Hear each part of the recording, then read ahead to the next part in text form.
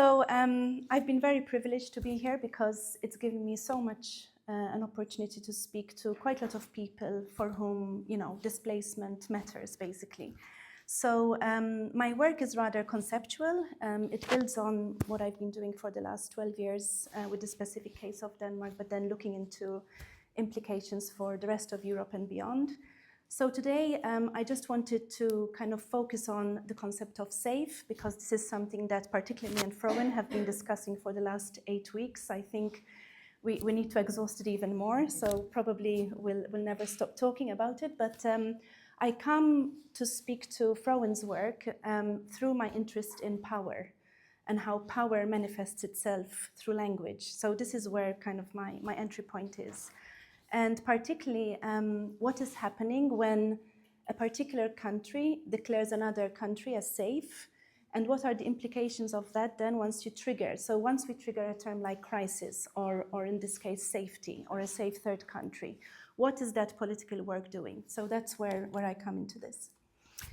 So the key point that maybe is a key takeaway for me is that just like in my study of the concept of integration, the concept of safety, I believe, is undergoing a very deep transformation.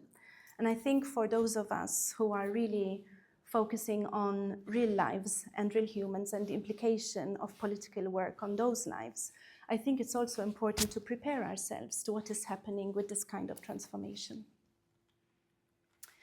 So the puzzle that I've been kind of working with while I've been here is what happens to the way we normally understand safe, a safe third country, a safe space, when, as I said, this is actually meaning something very different to what we inherently consider to be safe.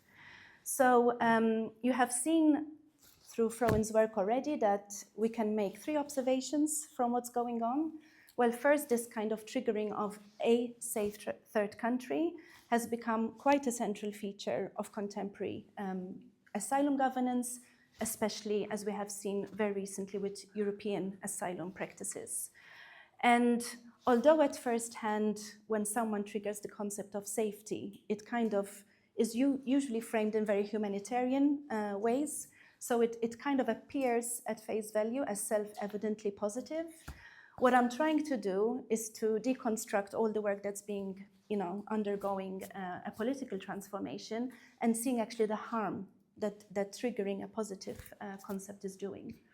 So what I'm trying to argue here is that once a space, a country is deemed to be safe, it is legitimizing what I feel is a crucial point about the right to protection. So there's something working there politically that is actually transferring protection to, and the responsibility to give protection to those who seek it elsewhere. So the core question is, what political work does the rhetoric of safety perform in contemporary asylum governance? So what I want to do is to ask a slightly different question, which is, what does the word safe itself do politically? So why is it that language matters? You might say, why am I getting into sort of the nitty-gritty of this concept of safety? So for me, language is a very powerful technology of governance that for us who are interested in asylum, refugee, and migration policy constitutes, a form of reality that is being created by those who govern the space. So as I said, we need to really understand what's going on here, because it's going to have implications for not only the people that it's targeting, but also for the general normative frame that guides protection. So conceptually, as those of you who have been with me for the last 8 weeks know, I'm very much informed by critical historians of ideas. So a couple of them are there, but also people from critical migration studies. And what I do in my work, I try to bring these kind of different intellectual milieus in conversation together. So as a key kind of framing, I look at political language and the manner in which it produces a particular space in very political ways. And rather than just describing, a particular safe geographically, I'm arguing that this kind of discursive practice also creates what we deem to be the imagined nation, who is in and who is out, the imagined border of who reaches the land and who doesn't, different zones of responsibility, but also particularly spaces of inclusion and exclusion. So in this way, I'm trying to have this triangulation of focusing on the manner in which language is being used, the kind of spatial ordering that it produces, and then what would be ultimately the outcomes from this governance framing. So just a quick tour de force. Normally, when we look at safety, we understand that there's protection from persecution, especially for people who are fleeing war zones. We have the concept of non-refoulement, which is, of course, enshrined in the Geneva Convention. And then we have access to asylum procedures, so there's a system. And there are, of course, very clear rights to protection. And more importantly, for those of us working with civil society and NGOs, there are possible durable solutions for this kind of protection. So, from a very normative level, the first implication of safety is that protection is guaranteed. But what is happening with the semantic shift? So, from a historic understanding of safety as protection, we are now moving more and more to safety being used as a technology of migration government and control. And we've heard various governments, not least the United Kingdom, to say, we take back control. So that's kind of framed within that language. So now, when we see this label safety or safe third country, we're looking at deterrence policies, policies of containment, controlling of borders, externalization, risk management, partnership agreements, etc., etc., etc. So what I'm trying to say in another way is that the word itself remains exactly the same, but of course, the political function is changing.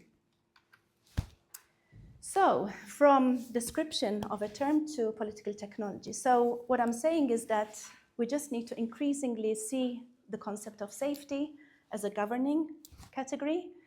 It's something that different governments, but also international organizations, not least the EU, are using to legitimize their harsh migration regimes.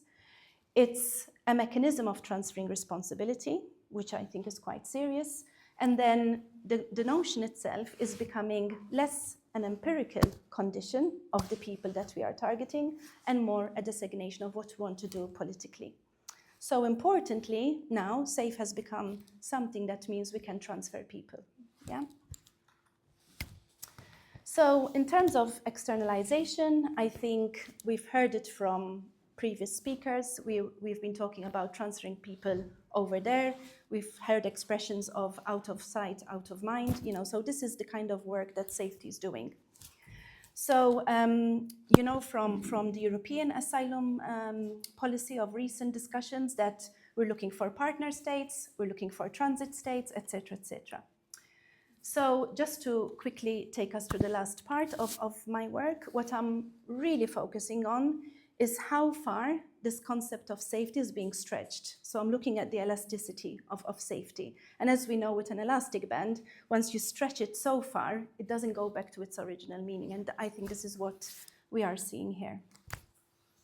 So as I said, the key concern here is whether protection is still available in the way that we have been studying so far. So is it an analytical, useful concept? I say yes, and I ask 3 questions. We need to ask safety for whom, safety for what, from what, and safety where, okay? And then, as you know from my work, I've been studying the case of Denmark, which actually proposed back in 1986 that the UN create centers for processing of asylum claims, so this is not something new. And then Australia, of course, in 2012 actually implemented this concept. So beyond Denmark, I think this kind of humanitarian language is what perturbs me, that accompanies much powerful notions of deterrence in particular. And I think that this entanglement of the use of the term is what I find very dangerous. What are the implications here? I think the key question that remains for me is that what does actually protection mean today when safety is no longer about what it originally implied. So to conclude, I think the most important part that I want to share with you is how has the label of safe become such a powerful political technology through which responsibility can be relocated. So in a nutshell, this is the next step that I'm trying to develop, is what kind of anxieties are these concepts showing about those countries and governments that are triggering these concepts in order to maybe cover up underlying anxieties like economic uncertainty, climate uncertainty, etc., etc. So questions that, of course, I don't want to lead the discussion, but there are a couple of things that we need to reflect about in terms of not just the meaning, but the implication, as I said. And finally, I just want to thank you.